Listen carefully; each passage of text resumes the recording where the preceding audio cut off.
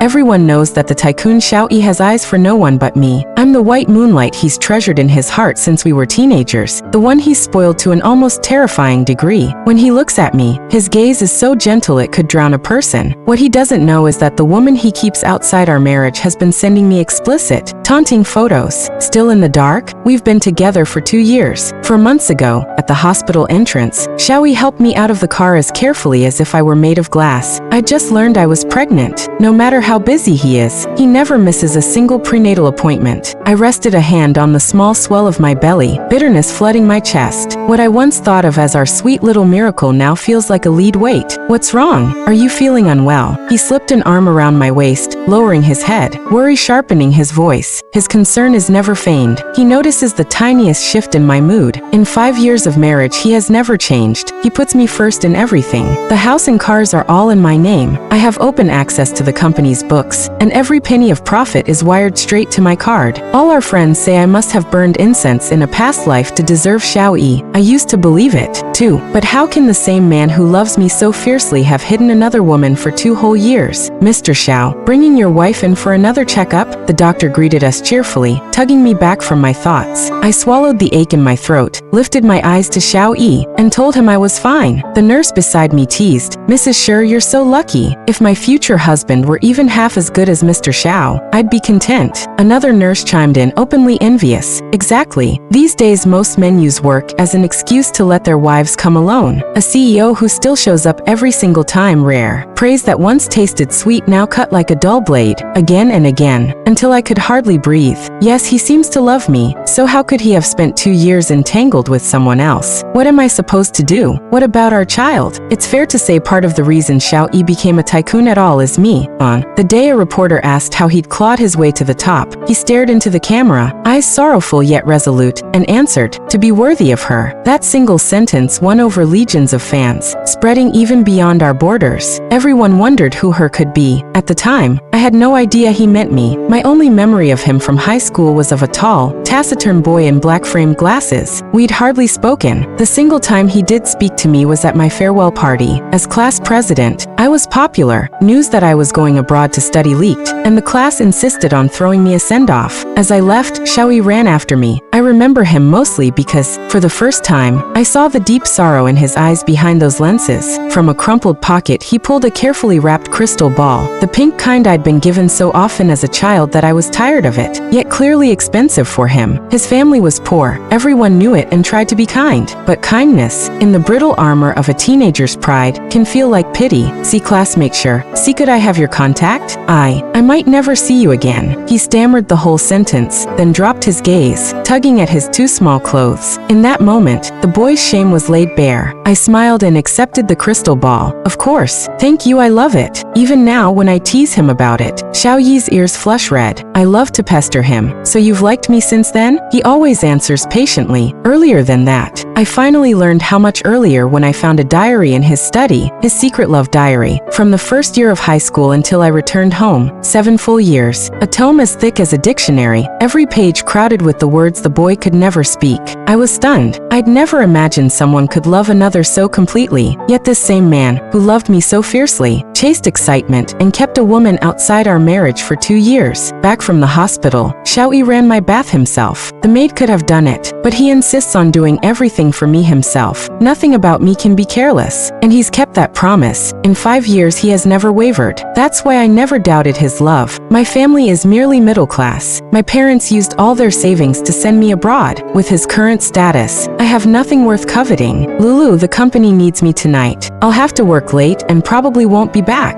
Go to sleep? All right. He queued up the drama I'm following to the exact episode and minute where I left off, laid my favorite snacks within arm's reach, tucked the blanket around me, and brushed a lingering kiss to my cheek. My nose stung. I felt tears rising. I tried, desperately, to find the smallest hint that he didn't love me, but there was none. He still looked at me as if I were his whole world. So how could I believe that this man, who seemed to adore me, had betrayed our love and our family? I caught his hand. Can you not go? I was giving us one last chance, giving our child one last chance. Sweetheart, you know how busy the company is. Some things only I can handle. I'll stay with you tomorrow. Okay. He hugged me, gentle and coaxing, but I knew he wasn't going to the office. He was going to her. Even now, he was still lying. Slowly, I let go of his hand and smiled. All right. The moment the door clicked shut, my heart shattered. My palm drifted to my belly, and in a daze I thought I felt the faint flutter of life. The tears I'd held back finally burst free, falling in a torrent. When pain reaches its peak, all that comes out is a raw, silent sobi. On the table, the toys we'd bought for the baby lay quiet and docile. Objects that once held all my hope and blessings, now only despair. I pulled up the messages, copied the address the woman had sent, took a shortcut, and went to see for myself. I needed to witness, with my own eyes, how the man who loved me, to the bone, had betrayed me. I needed to destroy every last shred of mercy I felt for him, even while a tiny part of me still prayed it was all a lie she'd staged. Reality was cruel, the last fragile. Hope I clung to died the instant I saw Xiao Yi. He keyed in the villa's code with practiced ease. The door had barely opened when the woman inside hurled herself at him. He laughed helplessly, one arm catching her to keep her from falling, the other hand cupping the back of her head as he kissed her hungrily. The door closed, sealing in everything that followed. I stood rooted to the spot, my blood turning to ice. Even though I'd braced myself, seeing it with my own eyes was unbearable. The man who once taught me how to love had now taught me how laughably stupid unconditional trust can be. Xiao Yi thought he'd hidden it perfectly, but the truth is I trusted him too much to look. I never questioned the late nights, never doubted the perfume clinging to his clothes, until that woman brazenly added me and sent irrefutable proof, intimate videos, chat logs from beginning to end, while I was cooking a full table of dishes, worried he was working too hard. He was tangled up with her. While I gave up my dream of dancing to carry his child, he told his little lover, if it weren't for the baby, I'd have divorced her ages ago. I'm sick of looking at her bare face every day. You're the one I want now, baby. Every word a dagger, every sentence a blade. I thought I was a warrior charging for love. I thought I'd found the purest love of a lifetime. I gave all my trust, all my heart, only to discover I was nothing but a clown drowning in my own delusion. I sat in the living room all night until the lights flicked on, and Xiao Yi walked in. When his startled face appeared, I found I was calmer than I'd expected. Nothing left but exhaustion after the heart had been torn out. Lulu, why aren't you asleep? You shouldn't wait up. Staying up is bad for you. He hurried over, took my hand, then frowned. Your hands are freezing. You'll catch cold. I said nothing, only stared at him. The familiar perfume drifted from his clothes. He used to tell me it came from a female client at a meeting. I believed him. My trust. What had it earned me? Endless lies. And he was still acting, still playing the devoted husband. I couldn't keep the mask on any longer, even though I was 4 months pregnant. Why should I be the only one left bleeding in this wreckage of love? I laughed, shook off his hand, and looked him straight in the eye. Your little lover came to me. Want to see the messages she sent? Xiao Yi's face went white. What little lover? Lulu, what are you talking about? A bitter smile pulled at my lips. My gaze turned cold. Still performing, Xiao Yi? Is it fun? I don't know what you mean. Lulu, you need to calm down. There's some misunderstanding. He stepped forward to embrace me. I shoved him away and stood, voice trembling. Chen Shuer, Villa 106 on 3rd Ring Road, bought by you. Tell me, what have the two of you been doing inside? I didn't notice my own voice cracking with fury and grief. Xiao Yi froze, not daring to come closer. Lulu, you've misunderstood. Chen Shuer is just my secretary. He tried to keep lying. I pulled up the chat logs Chen Shuer had sent me and flung the phone at him. The moment he saw the screen, words failed him. I watched his hand shake around the phone, as if he were the one who'd been betrayed. He lifted his head, about to say something. I cut him off first. I saw everything. At the entrance of that apartment, you and her. Stop making excuses. The more you lie, the more disgusted I feel. Maybe I had never spoken to Xiao Yi with such venom before. His eyes reddened instantly. His lips trembled, but no words came out. I turned away, not looking at him. My voice glacial. Xiao Yi, let's get a divorce. No divorce. Clearly unprepared for my ruthlessness, Xiao Yi panicked. He reached to embrace me, then timidly dropped his hands at my icy glare. Lulu, I was wrong, I really was. I lost my mind for a moment. The person I love is you. Large tears rolled down his cheeks. I know him. He's always had fierce pride. Even in his poorest, hardest days he never shed a tear. In all our years together he's been composed and refined in front of me. This was the first time he'd ever lost control. Lulu, give me one more chance, please? I truly know I was wrong. Even for the baby's sake, give us one more chance to start over, please. He looked at me, posture humble as dust, eyes blood red like like a trapped beast. I'd never doubted his love. He had no need to keep up a facade, no need to play the doting husband for the public. If he'd wanted children and family, countless women would have lined up. Loving me was real. Cheating for 2 years was also real. Turns out someone really can whisper, "I love you," while sleeping with another woman. How laughable. I laughed, tears sliding soundlessly down my temples. Xiaoyi, your love like you is garbage. Moving out of the home we'd lived in for 5 years took only a single day. Xiaoyi refused to go with me to the Civil Affairs Bureau for the divorce, yet he didn't dare stop me leaving. He only watched me with tear-filled eyes, the pain and despair as clear as back then. Under the sunset, the skinny boy too timid to voice his feelings. But this time, I was no longer the soft-hearted girl of the past. The pink crystal ball, along with every keepsake that held our memories, I tossed into the trash right in front of him, while his gaze shattered. I'd barely settled into the rented flat when my mother showed up and demanded at once, "Why on earth are you divorcing Xiaoyi?" I stared at the elegantly dressed woman on the sofa, exhaustion welling up.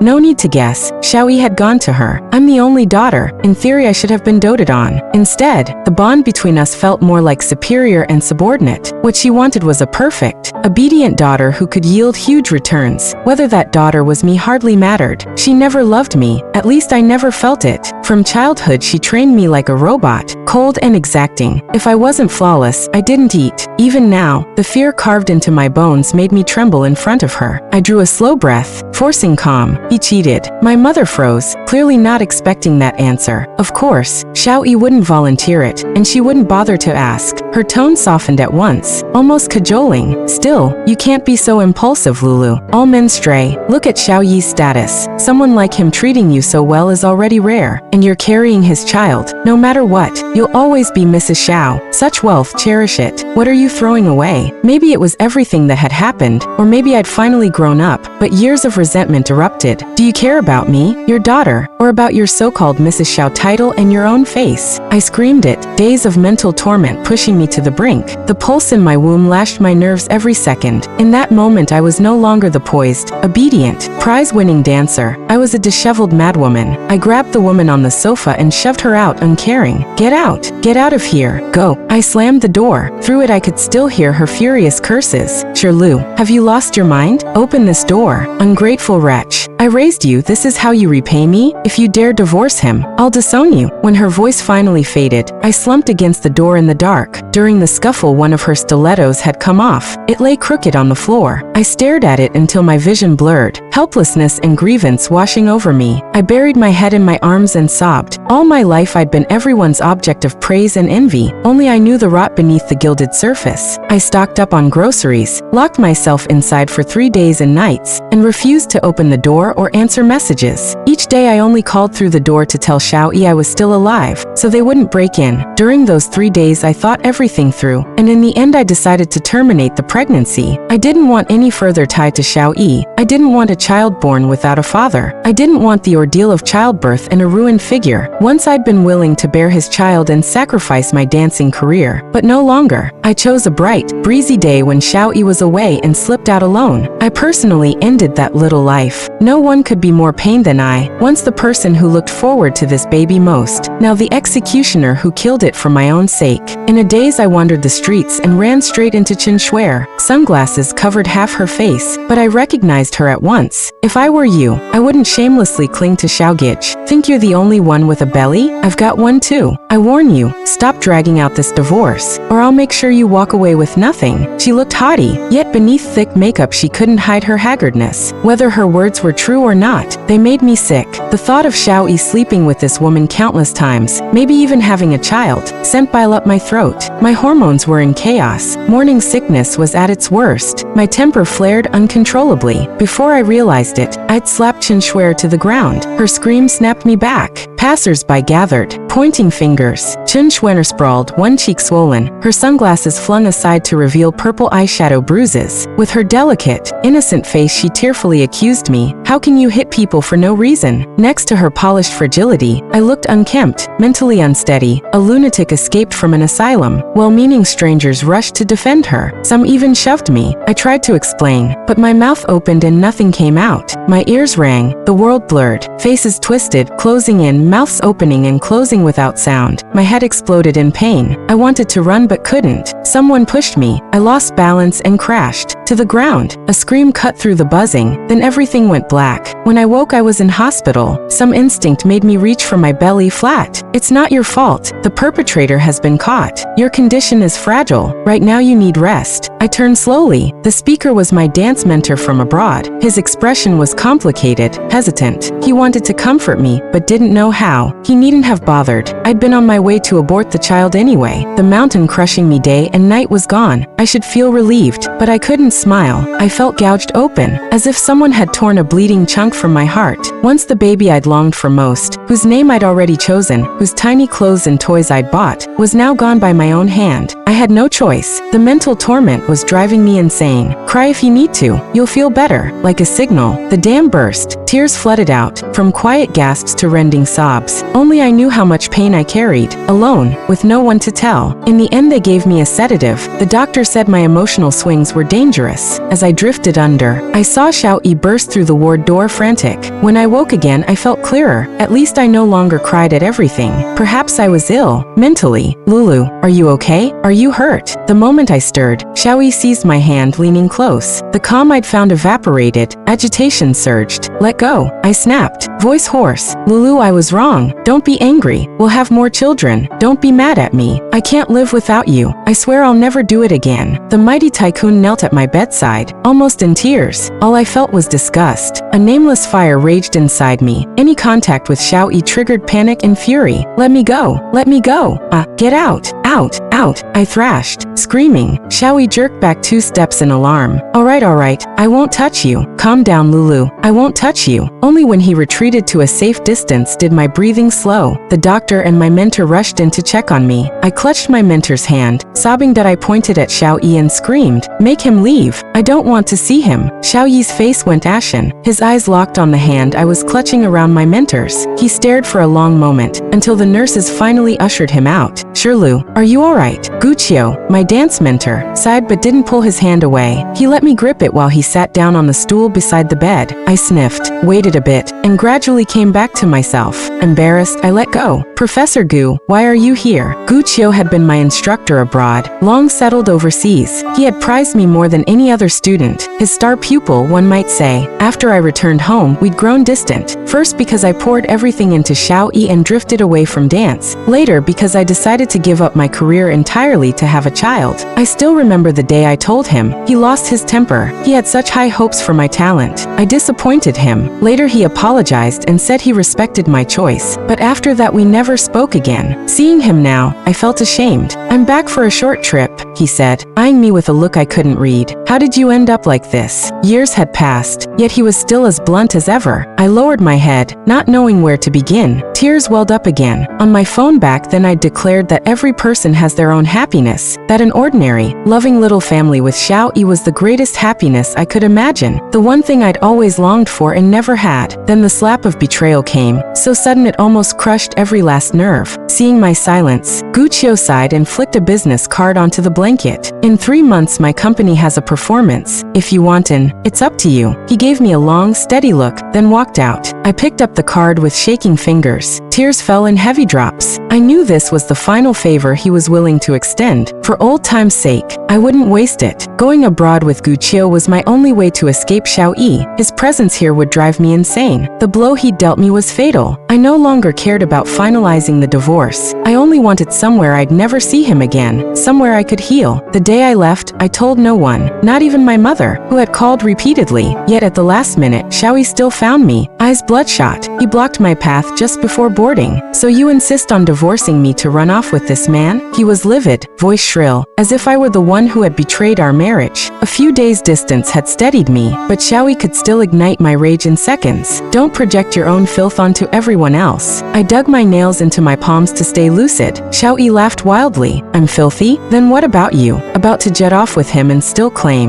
"There's nothing." The terminal bustled, heads turned. Xiao Yi, famous enough to be recognized even disheveled, was quickly spotted. My lips trembled. I clenched my fists until blood dotted my palms. I'd never felt more terrified. Gu Qiu and I were perfectly innocent. He was my respected teacher, offering me this chance out of professional courtesy and old friendship. But Xiao Yi was slandering him in front of a crowd. Gu Qiu, proud and eccentric, might well rescind the offer. More onlookers gathered. The chatter drilled into my skull. My whole body shook, cold sweat beading. The whispering faces morphed into snarling monsters. I knew the PTSD was flaring again. Fumbling in my bag for the pills the doctor had prescribed, I couldn't find them. My hands shook so violently the bag slipped, spilling bottles everywhere. I stood stranded amid strangers, silently falling apart. "Lu, you were once my finest student. I believe you can handle your own affairs." A hand extended a small white bottle, my missing medication. I looked up. Gu Qiu's face came into focus. "Everything will be all right, don't you think?" He curved his lips in a rare gentle smile. "Sometimes the tiniest kindness is the lone straw in an ocean of self-torment." His calm anchored me. "Thank you," I croaked, poured 2 pills into my palm and swallowed them dry. "What's that?" Xiao Yi rushed forward, snatching the bottle. The label drained the color from his face. "Lulu, you." I snatched it back and smiled. "Yes, thanks to you." Satisfied, Xiao Yi opened his mouth, then closed it, speechless. I raised my voice, "For him and for every spectator. You claim you love me, yet you hid a mistress for 2 years. Did you know? That woman came to me and caused the death of our child. Professor Gu is a respected artist. This tour is a chance I begged for. Without a shred of evidence you slander him. What do you want? Will you please just let me go?" "No, Lulu, that's not," he tried to explain. I cut him off. "Fine. Then answer me. Is Chen Shuer the mistress you kept for 2 years? Did she cause our child's death?" Xiao Yi's lips parted, but no words came. The facts spoke for themselves. The crowd gasped. I could already picture tomorrow's headlines and the impact on his company. Yet Xiao Yi didn't seem to care. Eyes brimming, he clutched my sleeve like a drowning man. "Lulu,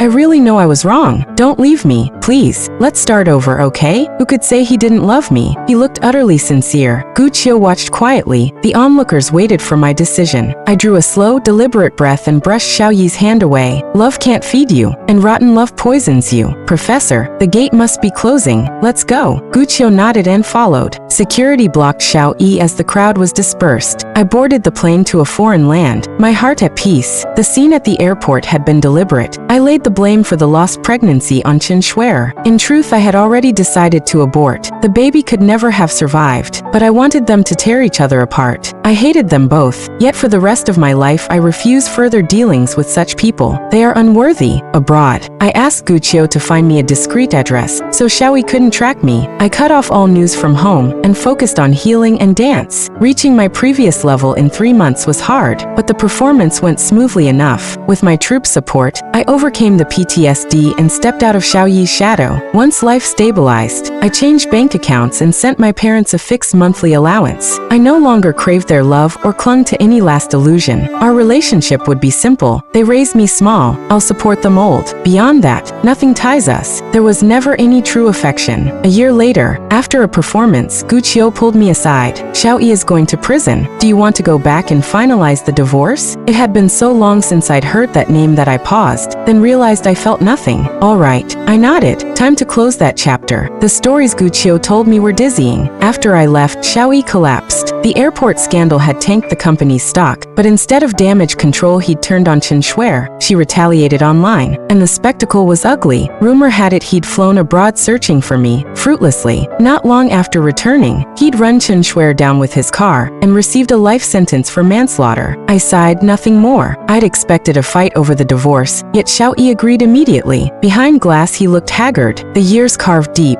For an instant he overlapped with that awkward, self-conscious boy of long ago, but this time his eyes were clouded, and I had no kindness left. After a long silence he forced a crooked smile. "Lulu, last time I'll ever call you that. I wish you happiness." I nodded, took the divorce papers the guard handed me, and walked out without looking back. Outside, the sun was bright and warm, the road ahead wide open. Let him flail in the mire he created. He earned it.